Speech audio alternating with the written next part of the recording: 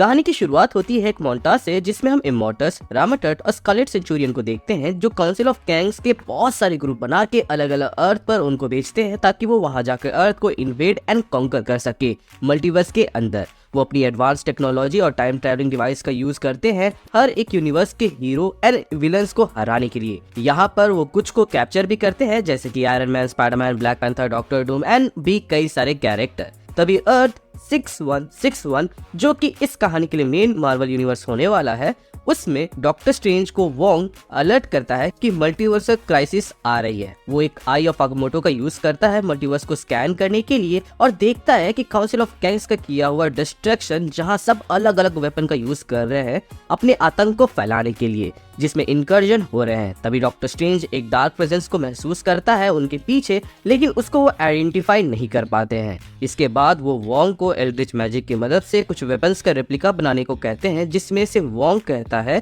कि ये तो शैंग-ची के 10 रिंग्स जैसा है, जिस पर वो वोंग को बोलता है कि हमें उसकी जरूरत पड़ेगी।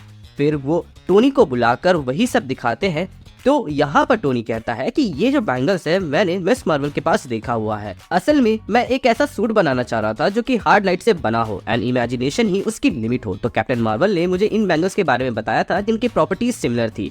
टोनी सजेस्ट करता है कि अगर थ्रेट इतनी बड़ी है तो हमें रीग्रुप करना होगा एंड वो सबको एवेंजर्स हेडक्वार्टर बुलाता है, जहां वो सबसे पहले कैप्टन मार्वल को बुलाता है क्योंकि उसी के साथ फोटोन एंड मिस मार्वल थी जिनके पास वो बैंगल्स थे।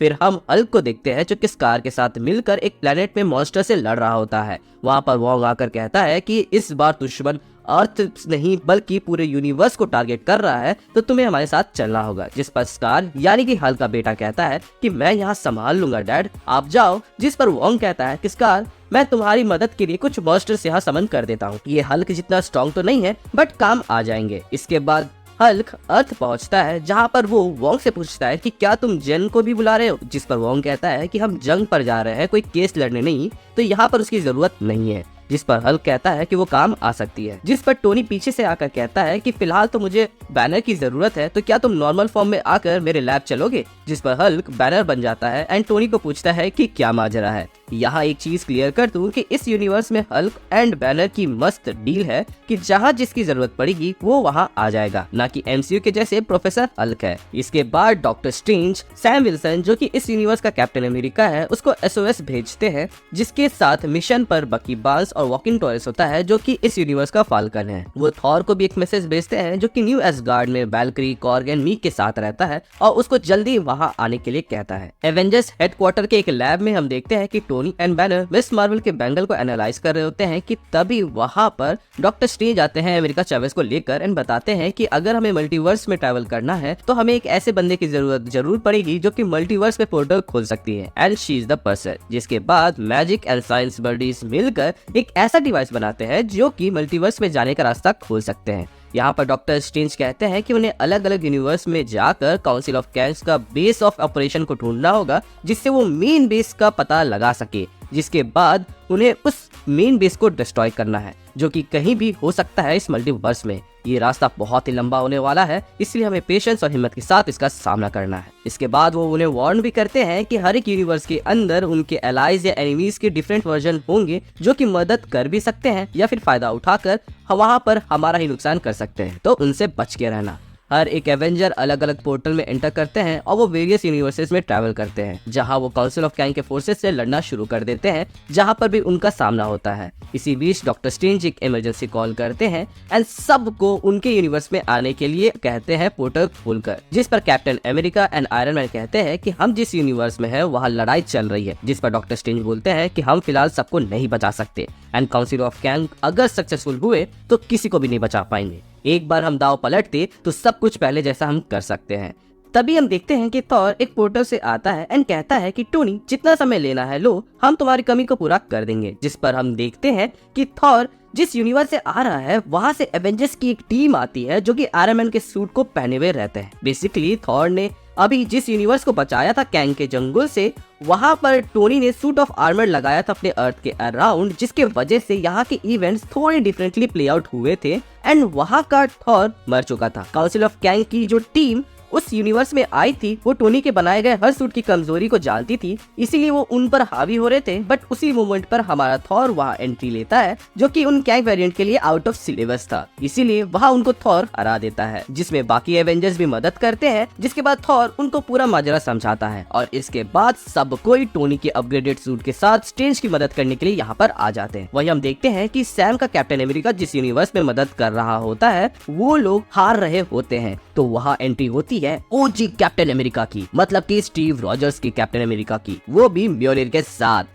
एंड वो उसका यूज करके वहाँ सबको बचाते हैं, ठीक वैसे ही जैसे थॉर ने इन्फिनिटी वॉर में बचाया था। बट यहाँ पर वो थॉर रैग्नारॉक के जैसे म्योनिर को यूज कर रहे थे, जैसे कि उनके पास सालों का एक्सपीरियंस है। वो म्योनिर को डायरेक्ट इस यूनिवर्स में अटैक लीड कर रहे कैंग वेरिएंट की ओर फेंकते हैं, जो कि उस कैंग वेरिएंट को नहीं लगता, क्योंकि वो कैंग अपने पावर्स की मदद से उस म्योनिर को हिट करने से पहले ही उसके सामने पोर्टल खोल देता है, जिससे वो म्योनिर उसको लगने छोड़ के पोर्टल में घुस जाता है और फिर वो दूसरी जगह से निकल जाता है। जिसके बाद कैप्टन म्योनिर को पीसेस में होकर अटैक करने का कमांड देते हैं, बट ये कैंग वेरिएंट उन पीसेस के भी स्पीड को मैच कर लेता है एंड कहता है कि तुम्हें क्या लगता है कि मैं जब इस यूनिवर्स के थॉर को मार सकता हूँ तो तुम तो बस एक मामूली इंसान हो। इतना सुनते ही हम देखते हैं कि स्टीव की आंखों से चमक गायब हो जाती है एंड हम देख पाते हैं कि ये बूढ़ा स्टीव है।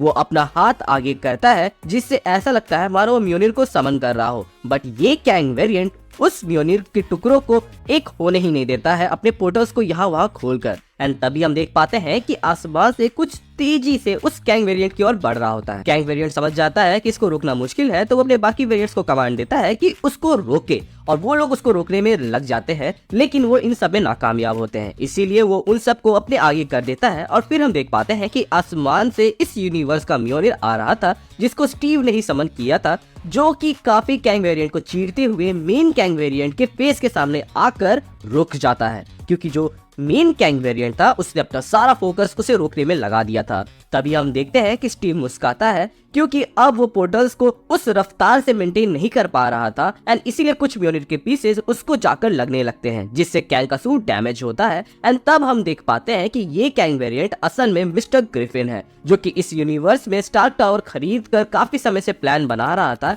कि कैसे एवेंजर्स को डाउन करना है। एंड तभी उसे काउंसिल ऑफ कैंग मिलते हैं, जो कि उसे अपनी टीम में शामिल होने के लिए कहते हैं। और इसके बाद हम देखते हैं कि मिस्टर ग्रिफिन अपनी काबिलियत साबित करने के लिए काफी यूनिवर्सेस को तबाह कर चुका था और ये उसकी पहली हार होने वाली थी, कि तभी वो खुद को वहां से टेलीपोर्ट कर लेता है, जिसके बाद वहां के बाकी कैंग वेरिएंट्स भी वहां से भाग जाते हैं। एंड हम देख पाते हैं कि कैप्टन स्टीव रॉजर ने विजय यहाँ पर दिलवा दिया था। इसके बाद स्टीव एक पोर्टल खोलता है, जिसमें से वो उस क्रैक वाले म्योनिर को भेज देता है, जो कि वो अपने साथ लेके आया था मेन थॉर के पास। एंड इस यूनिवर्स के म्योनिर को पकड़कर बोलता है कि इस यूनिवर्स को तो तुमने बचा लिया, बट बाकियों का क्या? उन्हें तुम्हारी जरूरत पड़ सकती है, तो क्या तुम मेरे साथ चलोगी? जिस पर वो म्योनिर क्रैकल करने लगती है एंड फिर स्टीव को थॉर के जैसा आर्मर पहना देती है। फिर हम कैमरा को जूम आउट होते हुए देखते हैं और फिर हम देख पाते हैं कि काउंसिल ऑफ कैंग के मेन लीडर मतलब कि रामाटर्ट, स्कारलेट सेंचुरियन एंड इमॉर्टल्स के सामने मिस्टर ग्रिफिन आता है एंड वो कहता है कि अर्थ 601 को काउंटर करने में वो नाकाम रहा, क्योंकि वहाँ कुछ वेरिएबल्स आ गए थे जिनको उसने एक्सपेक्ट नहीं किया था। पहली बारी में जब कैप्टन अमेरिका सैम आया था तो उसको तो मैंने हैंडल कर लिया था, बट जो म्योनिर के साथ बुढ़ा स्टीव आया था उसको हैंडल करने में दिक्कत हुई। तभी वहाँ दूसरा कैंग वेरिएंट आकर कहता है कि जिस यूनिवर्स में वो गया था वहाँ पर थॉर मर चुका था, लेकिन पता नहीं कैसे वहाँ पर एक दूसरा थॉर था, वो भी स्टॉर्म ब्रेकर के साथ, जिसने बाजी पलट दी। जिस पर स्कारलेट सेंचुरियन नजर डालता है तो उसे पता चलता है कि ये अड़चन डालने वाले एवेंजर्स अर्थ 1616 से बिलोंग करते हैं, जिसको ठिकाने लगाने का वो प्लान बताने ही जा रहा होता है कि तभी वहाँ कोई आता है, जिसको देखकर सब शॉक्ड होते हैं। एंड इसी के साथ आज का पार्ट खत्म होता है एंड इसी के साथ कैंग डायनेस्टी पार्ट 1 का ये एपिसोड खत्म होता है। अब आप सोच रहे होंगे कि बुढ़े कैप्टन के पास ये क्रैक वाला म्योनिर कहाँ से आया एंड किसको देखकर काउंसिल ऑफ कैंग के सारे मेंबर्स शॉक्ड हो गए। इन सारे सवालों का जवाब मिलेगा आपको इसके नेक्स्ट पार्ट में, जो कि इसमें बस 5000 लाइक्स आने के बाद से आ जाएगी। एंड आई अश्योर यू आप बिल्कुल भी प्रिपेयर्ड नहीं है जो चीज आगे होने वाला है।